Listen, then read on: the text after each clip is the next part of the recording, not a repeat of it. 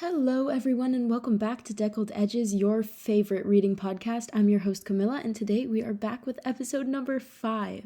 I can't believe it's already been 5 whole episodes since we started this podcast, and honestly, it's just been so great to put something out there, finally, and just be able to have a place where I can just vent my reading-related ideas onto a digital archive, which is up for the world to see. But anyways, so today we are going to revisit the series that I'm currently still talking about, which is Stormlight Archive by Sanderson. We're going to go dive into the second book, which I finished a while ago, which is Words of Radiance.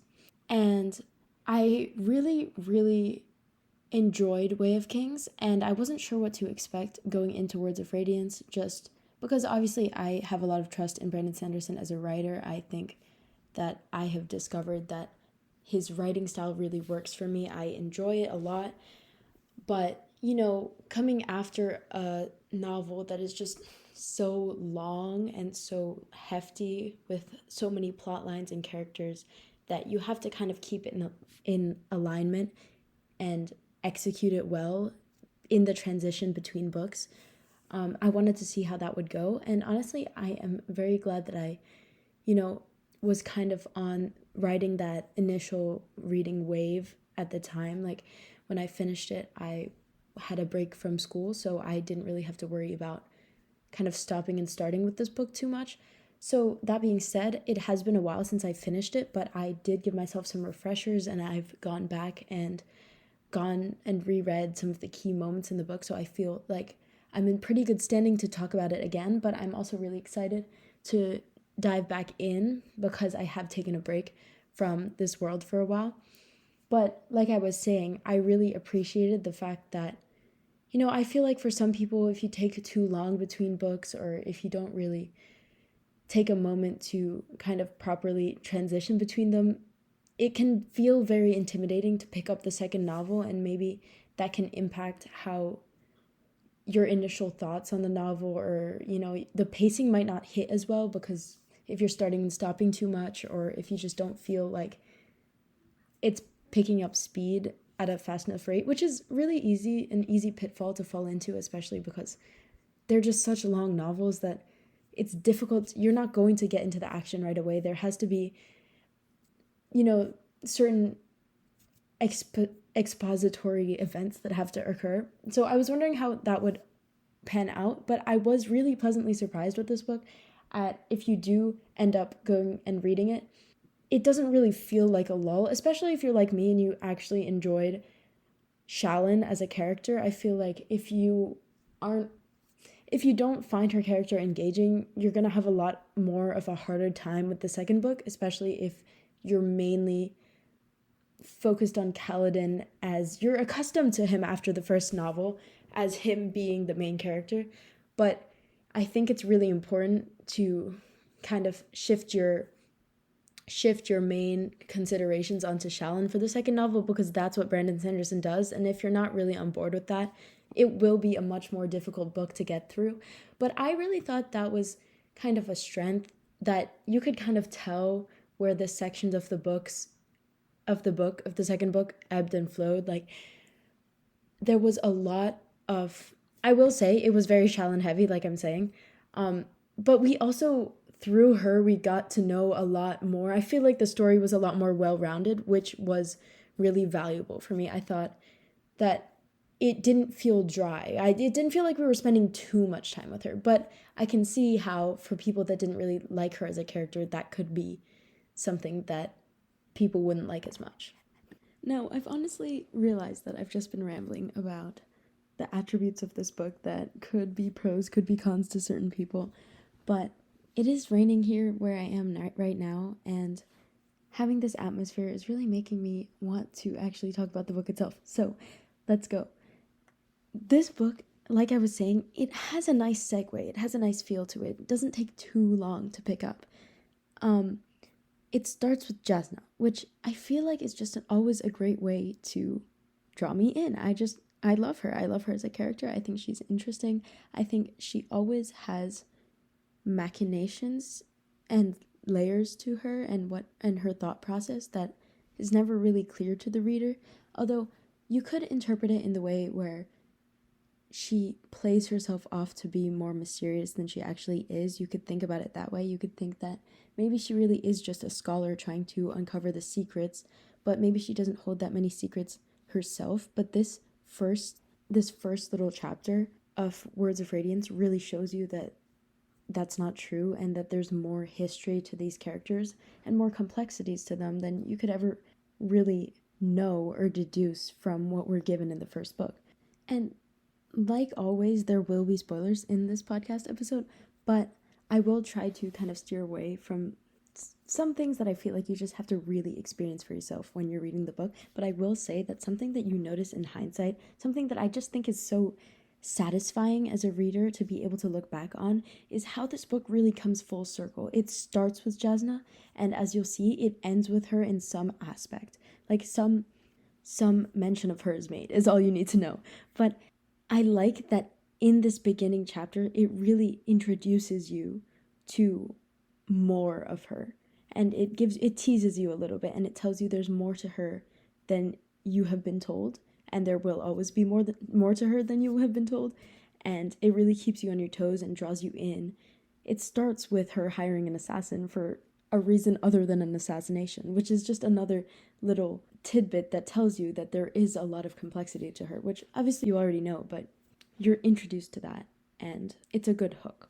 Okay, moving on from Jasna, because as much as I love her to death, I think that she's a really good segue into talking about who this book is really focused on. I mean, Kaladin's on the cover, but let's be honest, a major chunk of this book is spent with Shallan. Her character really takes a more defining and forefront role in this novel, even though all of the characters are obviously very involved. And I think that is something that I really loved to see in this book. A major thing in this book is Shallan and her journey, but we also get to see a convergence of the plot lines. We get to see this.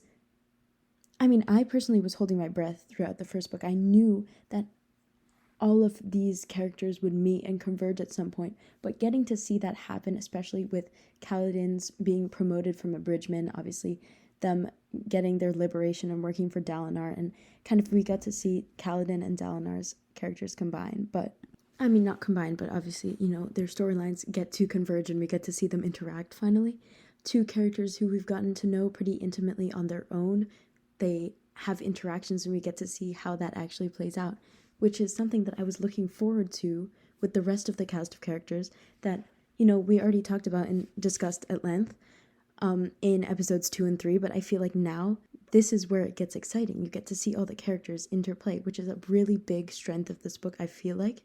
But going back to Shallan, she's a main focus of this book, and we really get to see her journey and, you know, how her powers develop. We already know that she is powerful. She's geared to be powerful. Not only that, but unlike Kaladin, she actually has a mentor figure, or for at least a large section of her time in the first and second book, she has a mentor figure who shows her that she's not alone in her powers. I feel like this is an entirely different dynamic than we get to see from Kaladin, because Kaladin is kind of the version of someone with power who has to figure it out on his own. He has to kind of feel out the uncertainty of knowing that he's other, he's different, not knowing if these powers are real or just some sort of hallucination, some sort of luck. But Shallan, she figures it out. Obviously, she has those tribulations. Like, it's not an easy road for her to find that mentor figure and find that ally with Jasna. It obviously starts with a heist plot, and so it's built on mistrust, but through that there's trust that's forged, and she does get this mentor in Jasna, which allows her powers to develop in a way that we don't see Kaladin's develop. His have to develop through, you know, an analogy I'd like to use is his developed through like being put through the ringer, through a furnace, being welded and pounded into steel, into a sword.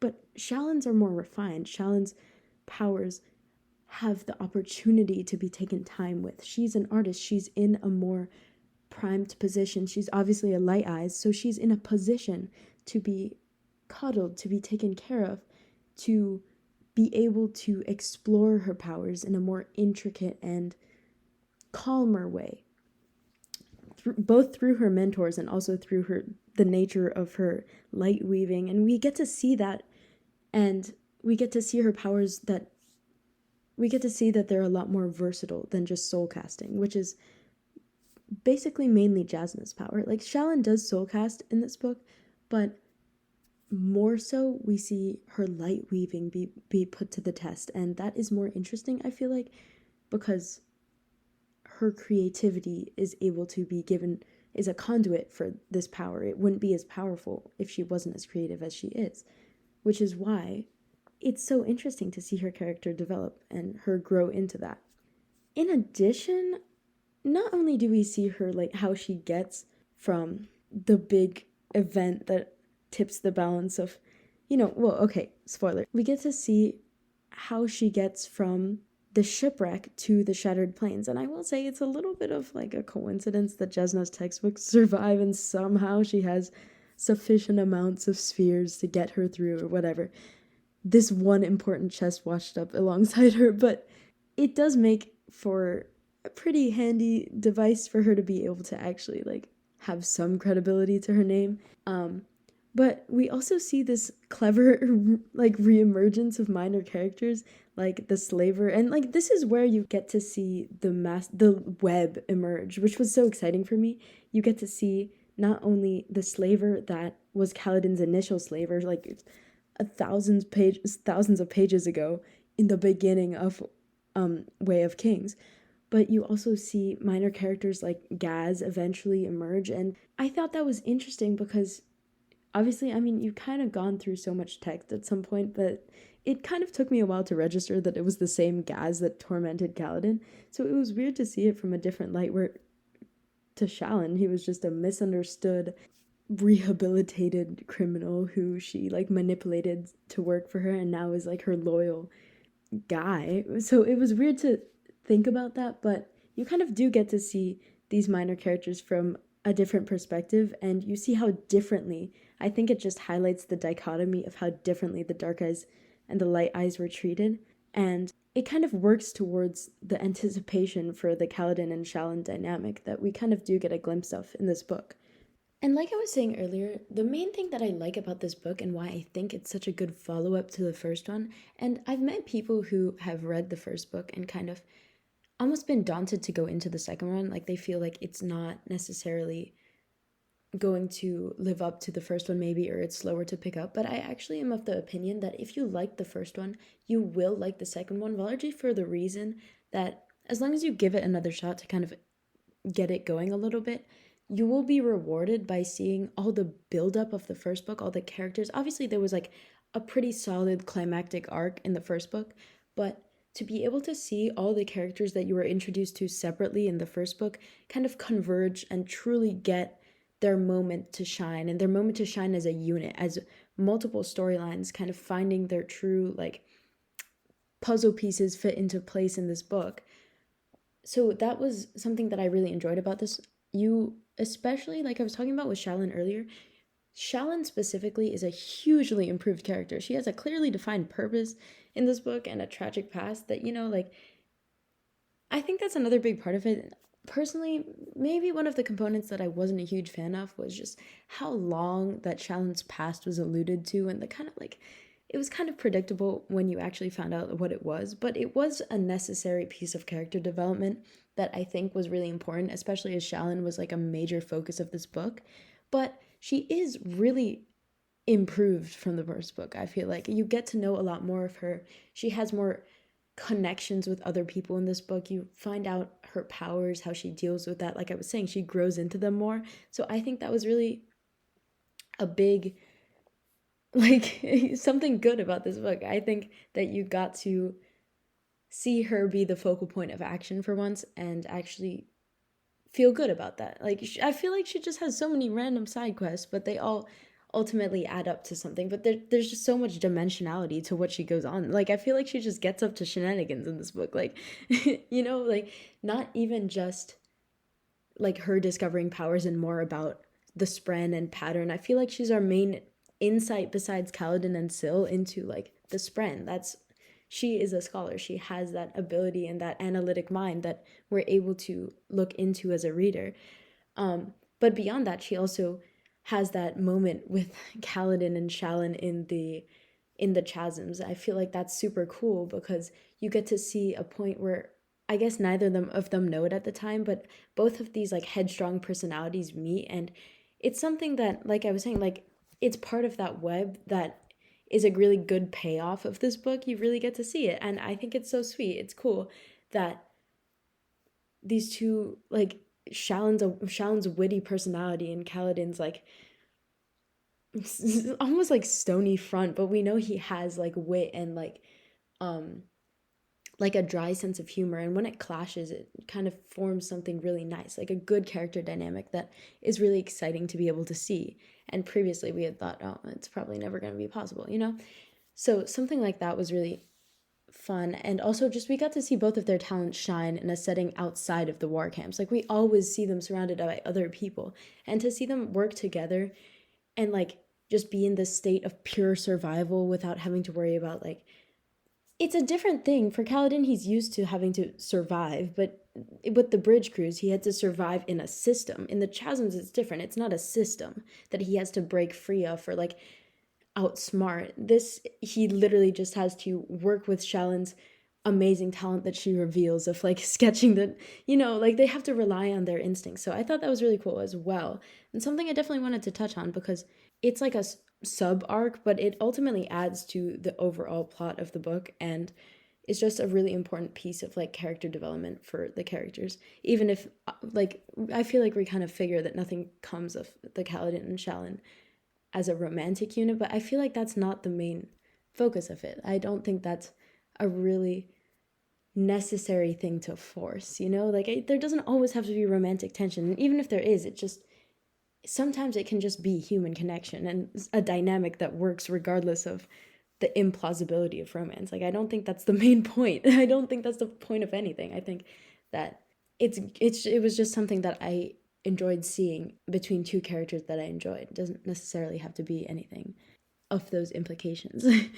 um in addition, for the action scenes in this book, the reason that people, I think that like I personally enjoyed them in this specific novel, Words of Radiance, is just how dynamic they are, and it's appropriately conveyed in my opinion. Like something that I feel like not many authors are able to do well, and like when you find one, you actually know that they know what they're doing. Mostly because when you have powers and when you have powers in play, it's really easy to, I think, lose sight of being able to convey the scale of like the awe that these powers convey, especially when you're in a universe that isn't accustomed to powers. Like while many aspects of this universe are like novel to us, like they're obviously a little bit mystical because it's an alternate universe, but the magic system in this book is not something that's widely known by a lot of people. Like it's separate from the Faberils. It's separate. It's something that they're discovering as they go. So Brandon Sanderson does a good job at conveying the scale of them, honestly, because, you know as a reader how they got to that point. So I just feel like every depiction of these fight scenes works really well in context. What I'm definitely trying to say with this is best illustrated by an example that I can think of. In the previous novel, in Way of Kings, with the Battle of the Tower, you weren't sure who was going to live or die. The stakes were really set, honestly. So they were shown to be appropriately high, and the only out that anyone had was rested in the balance of the bridgeman's life-altering decision. So the stakes are really high, both for Dalinar's army, Adolin, and the bridgemen who were faced with this decision. Like I mentioned in episode 2, I think, this decision whether they could walk free and figure it out on their own or risk being recaptured and being recycled into this life that they just worked. They found this 1 in a million opportunity to escape, and they made the more honorable and moral decision, which was really a major turning point of the first book and why they're there today, why they got free. So this was really important. But in Words of Radiance, there's like the major like final climactic fight actually, I think, had lower stakes, which I think that some people might think is a little bit disappointing because it obviously was not like the major clash that some expected. However, it was done very dramatically. And I think that what I was trying to say before, where the stakes are appropriately set for powers, makes sense in the context of this scene because the stakes are really high for the Everstorm. The Everstorm is the main, like, driving loom over this entire book. Dalinar's countdown is counting down. And as the days are counting down, you're getting closer to the end of the novel, so you're realizing, like, oh, this is where it gets real. But when the Everstorm comes, right? When you realize that, I'll get into this later, I'll get into, like, Eshonai and Venli and the whole Parshendi perspective of this book in a bit. But when this, like, final clash against the Parshendi occurs, you can tell the stakes of the fight, but it's still very much a human fight. Like, the characters are fighting without the knowledge of being Radiance. Like, they're not fighting with power boosted. It's not like it's a normal clash, I think. And obviously you have, like, Adolin and Dalinar, they're fighting and their perspectives are shown to be very intense because they're kind of, there's that aura around them of, like, will they get into the thrill of battle? Like, how is it going from their perspective? So I think this fight scene was very well done in that it felt like two armies clashing, but you also had the extra layer of trying to demolish them before they summoned the Everstorm, right? But in the end, they do end up summoning the storm. And so it's this weird, like, feeling of, like, the worst happened, but you also don't know the implications of the worst. Like, what is going to occur? The Everstorm came and not everyone died. So it's this little letdown. And then they escape to Urithiru, which is also another thing that was kind of like part of the climax of the book. Like, Shallan was struggling to figure out how to unlock the Oath Gate, which was another little, like, moment of tension there. So I think that was really interesting how during this final climax, well, the stakes weren't lower. I'm correcting myself a little bit. I don't think the stakes were lower. All of their lives were in the balance, and it was such a big, like, endeavor. But at the same time, like, it just didn't seem to have that same desperation as the Battle of the Tower. Like, this was, like, all or nothing, but it didn't seem like the same desperate, like, life or death scenario, because I feel like we knew that they were going to open the Oath Gate. But still, it was interesting how Brandon Sanderson created all these different points of tension in the battle that made you feel like you were really on the battlefield, like, struggling to open the Oath Gate with everyone on it, and, like, everyone had to rush onto one plateau, figure out even where the plateau was in the first place, trying to stop the Everstorm from coming, cutting through the Parshendi armies who were singers and those who were not, and whatever. So I thought all of that worked together to make a really cool fight scene. And the thing that I really want to highlight about making the stakes of a battle reflect the powers that are incorporated in each universe and kind of shifting how you depict a fight scene to match that is that after this battle, Kaladin and Seth have their, like, final showdown battle scene. Which was, I feel like, another, like, you feel like the battle itself is over and then it picks back up again because you have this big diversion to Kaladin almost dying, which is a major part of the climax. I thought I almost skipped over it, but it was a really big part because you realize there has been this subplot this whole time of Moshe trying to kill the King Elhokar, and his, like, colleagues trying to. You don't know how that's going to go out, and obviously, like, Syl was a whole nother thing with her almost dying, but Kaladin got his powers back at the last moment, and then that was the first moment that we really felt, or that was the first moment in this book, I feel like, where we really felt that Kaladin's life was totally at stake. Like, in the Chasms as well, but this was the main moment for Kaladin, that he was at his lowest point. He could have died, but it was, like, his connection with Moshe that almost was the deciding factor of his life hanging in the balance. And then right after that, he has this epic, like, he gets his powers back in this one, like, swoop, and he just dashes back onto the main climax, and then that's the point of convergence where he rejoins the main plot.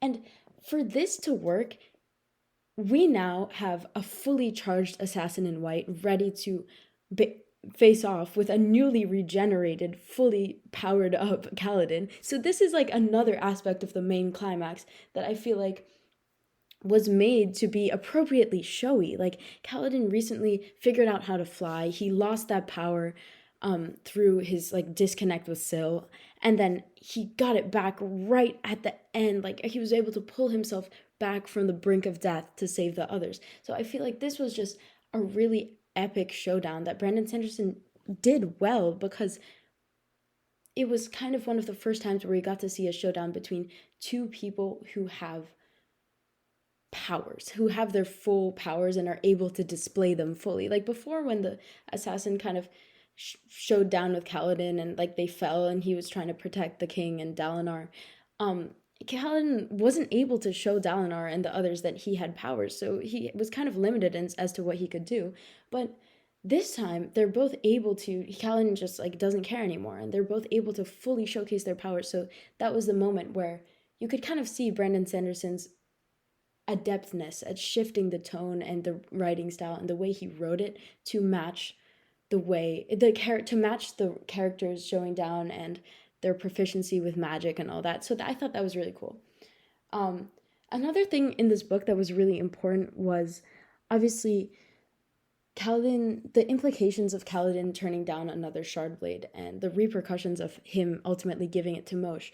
But I think the most important part of this whole plotline is that Kaladin once again demonstrates that he is kind of subconsciously worthy of the title of Radiant. He is selfless in that even though he is often at a very low point and often this like defiance to accept what is rightfully his is kind of out of this resentment that he bears for the Light Eyes, but he proves that by denying this Shardblade this for the second time and instead giving it to Moshe, the closest thing he has to a friend. And even though he is ultimately betrayed in a sense by Moshe, like his trust is put to the side because Moshe believes that Kaladin harbors the same resentment for the Light Eyes that he does. But what I think Brandon Sanderson achieves here is that although Kaladin doesn't accept the Shardblades out of this fear of being like a Light Eyes, Moshe actually harbors resentment in the purest form, whereas Kaladin harbors that resentment, but it's something that is constructive. It's something that while it maybe has some negative repercussions throughout his life, it is a kind of resentment that has the potential to grow, to change as he sees that not everyone is as bad as he thinks, and that maybe they simply live as a product of the system and they're bound to the same conventions that he is, and that there are good people within that system who just need the opportunity to be shown and to prove to Kaladin that they're good. But Moshe doesn't have that same kind of flexibility or potential in his hurt, in that ball of hurt that he just blames the Light Eyes for everything. And I think that Brandon Sanderson conveys the nuance of their different kinds of resentment, even though we spend a lot of the first book with Kaladin feeling that same like burning resentment of the Light Eyes who put him in his position. Additionally, like I was saying, by turning down the Shardblade, we later learn that Shardblades are like spren. Like Syl can turn into a Shardblade, but Shardblades don't have the spren. It's like a dead spren, basically. So we learn that it's kind of abominable to the Stormfather. And so this is kind of another way to kind of foreshadow Kaladin's true position as a Radiant, that he is really suited to the position. Something feels wrong about the Shardblades, and it's like the subconscious rejection of them as he steps into his real role in this world. So I thought that was really cool, as it was just kind of, it's a setup for later plot points, but it's also just this kind of subconscious imagery that you kind of have to read in between the lines a little bit for. In addition, I think that there's a lot of, I guess that it only happened twice, but there's two storylines in this book that involve kind of like involvement with like secret societies and like other groups of people that would not exactly be expected. I think you have the Moshe assassination arc kind of thing, and you also have Shallan's involvement with the Ghost Bloods. I thought this was a really interesting plot in this book because it doesn't really fully make sense as to why it's there yet, and it's never truly explained. It's a very interesting thing that Shallan came across purely by chance. She found in this caravan her mentor that she ended up killing because she was gonna, like sell her out. It's so interesting because she was just connected with these people by chance, and suddenly she's in this whole other, like, almost like secret agent type subplot that I honestly think that some people might see as kind of a deviation from the main plot and a little bit unnecessary, but I thought it was really cool. Like, Shallan, even if it's not the most directly impactful plot device, I also think it's a little bit intriguing. It's something that kind of kept me reading, even if it wasn't necessarily the main plot, like fight, but we got to see this whole new side of Shallan. She had to really push her powers to the limit and team up with her Spren, team up with Pattern to be able to pull it off even. So she got to not only experiment with fully changing her appearance, kind of come into the borders and the limits and experiment with that part of her creativity and her powers, but she also just was able to kind of take on this other persona of like someone who is totally not bound by being a light eyes and having this extra swagger that, I think was really important for her to break out of her shell a little bit, even if it put her in real danger. It put her in a position where she was no longer a privileged bright lady, but she was this cool secret agent double persona Vale who was entering into who was the apprentice of an assassin, basically, who was sent on like a mission, and she's meeting these people and having to maneuver, and this is where we really see Shallan be a little more fleshed out. I think that even if we don't fully understand yet why this is happening or why this plot even exists, we get to see Shallan be social. We get to see her truly shine in her wit and in her environment that lets her display all of these traits that make her so likable, in my opinion, to their fullest. So I think that's really interesting. And I also just like the dynamic of the Ghost Bloods. I think it's just interesting. Like, I don't know if they're good. I don't know if they're bad. And I really am not speaking with hindsight bias. I actually am not certain myself. Something I really want for this podcast in the future is I want to guest so bad. I wish I had someone to like bounce ideas off of and like talk to. But I honestly wish you could see more of like just genuine laughter and like some of the ideas that pop up around these books. But I think that's something I'm working on in the future. I'm really excited that eventually I'm going to have like an interview with an author that I really am a fan of in the future. So hopefully that is something that comes to fruition. But for now, it's just me in my room. But one of the final things that I kind of want to talk about before we leave off for this book, I don't know if I'll make a second part of this one because I feel like we don't really have to cover all of the characters. I think this will just be like a semi-long episode. But finally, I want to touch on, or at least coming to the end of it, I want to touch on the Parshendi, and we actually get to see their perspective in this book. How cool is that? That's awesome. We get to see the enemy, basically. Like, we get to see who the Alethi, who these human characters are battling against this entire time. And that's not something you see often. You don't often get to see actual perspectives of the literal, not even just the villains, just the literal doomsday event bringers of a novel. You don't get to see that very often because books aren't told from the perspective of the loser or of the doombringer, you know what I mean? Like, that's just not effective. But in this case it is, and I just think it's so interesting because we are first introduced to Eshonai when she is normal. We are introduced to her as a person. Like, she has full command of, we see her as rational. She is fully in command of her mind. She is honestly the one backbone of the Parshendi. She's keeping them together, and she's not even bloodthirsty. She's not someone that we're made to hate.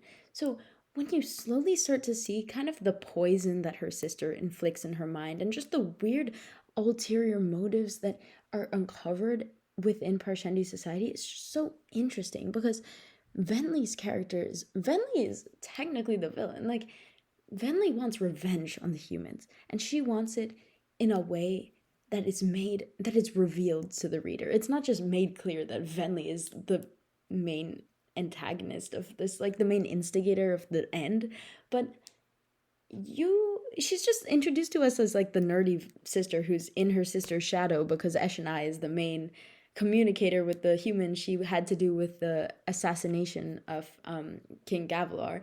But Venli is the one who really orchestrated Stormform. She was the scientist behind it, and you can tell through the way in which it's revealed that she is the catalyst for this. She has this anger within her that is just like the writing, the dialogue, and the subtleties of her behavior when we're in the Parshendi perspective, it's just dripping with resentment, and you can tell more than you can tell with Moshe. Like, we don't get Moshe's perspective, but we get Eshonai. We're able to see this just shift, and I think that's masterfully done. I think it's beautiful the way that we are able to tell the difference between Eshonai before she was in Stormform and after. It's just awesome. Like, it's so cool because we get to see, like I was talking about before, the climax when the Everstorm comes and all that stuff, but we not only are introduced rapidly to Parshendi society and just how like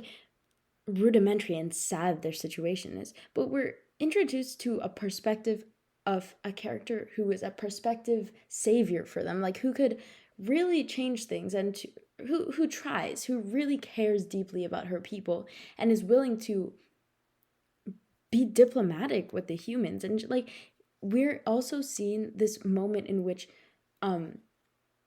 like Stormform, I can't remember, I think it was Venli who meets with the humans, and if Eshonai in her normal state was meeting with the humans, everything would be drastically different. But we're able to see this corruption that basically ruins everything, and we see it in real time, and the reader is just made so painfully aware of that. So I thought that was just incredibly done. Like, you could just really, it boiled my blood. It like really was one of the parts of the novels that just really set me on edge because you could just really tell where everything went wrong. And it's frustrating too because you can't do anything about it. So obviously it was well done, I guess, because it really made you feel that emotion of just discomfort. It was so uncomfortable to read the descriptions of the like mating form of the Parshendi. It was just uncomfortable, especially since one of the main five leaders, quote unquote, of the Parshendi was like forced to be in this form, and it was just like the way that everything about them was described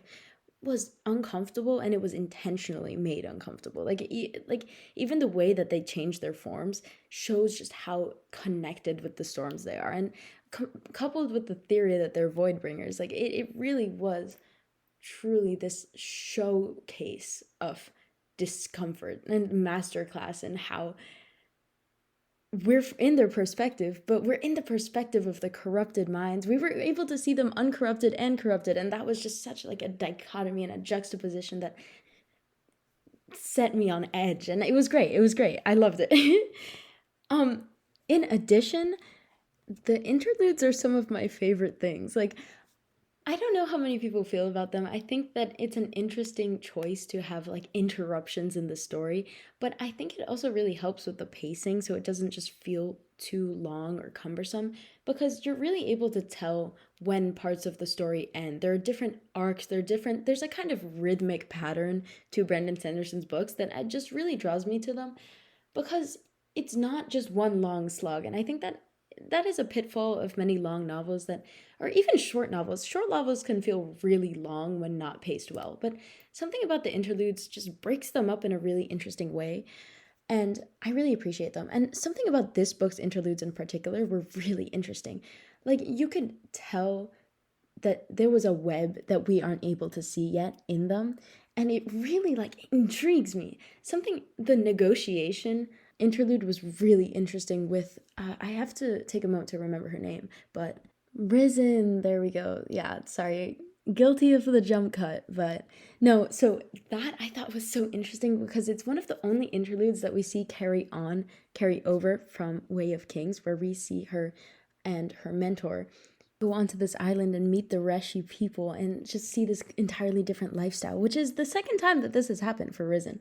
The first time was with the grass in Shindavar, but I thought this was really interesting, and it ultimately ends in, as we know, her some way or the other. You'll figure out how by reading it, but it ends in her receiving this creature that is obviously very valuable, and it's made clear to the reader that it's super valuable in its corpse form, but it's even more valuable alive, and it's just given to her freely. And we're able to tell, and it's connected to another interlude where Lift is another Radiant, another person with powers. And this same creature is used by someone who we later revealed to be a herald, and this herald drains Lift, the little girl, in another, like in the heist interlude, of her powers. So we're able to see not only the creature added to this lore, the creature who is now in possession of two characters that we know of that we've only really seen in the interludes, but we also know that somehow the two interludes are connected, and that there is aspects of this of these separate storylines that actually will eventually connect back to the main storyline. In addition, we also figure out that the heralds are not necessarily good. They've been introduced to the story thus far on two occasions, obviously. One as the insane man who arrives at the gates at the end of the first book, and throughout this storyline, when we see Amaram come into play, which is another thing that I didn't really have time to get into on this episode, but obviously is an important character as per his past with Kaladin. But we also see him have some significant interactions with the herald Talonel that came to the gates, but we still, as of the ending of this book, don't know much about him, and we don't know much about why Amaram really was so interested in him. But we also have seen this herald character that was so hell-bent on draining Lift of her powers due to an apparent crime that she committed, and we know that from inference that this man is very concerned with upholding laws at all costs, which really makes no sense when you think about it, because morality is not necessarily in line with laws. Laws are not always made justly, and they're not always made to serve the greater good. So I don't understand. So I guess he's not even concerned with justice, really. He's just concerned with this false justice as upheld by laws made by arbitrary authorities. But okay, so I guess through these two characters, we're shown that the heralds aren't inherently good, and they still have a more ambiguous role to play in these happenings of the book, and we're not really sure what that is yet. I was also made aware that between this second book and the third book, which will probably take me a long time to finish, so I'm not sure when that next episode will be. So for the meantime, we'll have new books and new discussions on new series, and this series will be revisited whenever I get around to that. But there is a novella between the second book and the third book, which will probably be finished by me before I get around to the third book. So I will probably make an episode on that whenever that does occur. Hopefully we get some insight on that. And I have kind of heard that delves more deeply into the interludes. So hopefully we get some insight onto why they're relevant there. And I just think that's so interesting to have that kind of dynamic writing structure that Brandon Sanderson has. He just turns out so many books every year, and it's just so interesting how you can just commit yourself to that many projects at a time. I would love to see inside his brain for a day. But I also like that idea that he can write shorter books, but they're in the form of novellas that have separate values but they're still in the canon of the world, and that they have a certain sequence, but they're not necessarily part of the long, grand novels that take a significant amount of time to produce. So anyway, I digress. There really are infinite things to say and discuss about this book, but I'm really happy that I got around to it and finally got to chat about it on here with you guys. But anyways, I think that is where I'll cut it here today. Thank you guys so much for watching and listening and tuning in again. Can't believe it's already been the 5th episode, but it's been a great time so far, and it's really nice to have a distraction and have a place where I can go in and talk about books, which is one of my favorite things to do. So thank you guys so much for listening, and I'll catch you again soon in 2 weeks. Bye.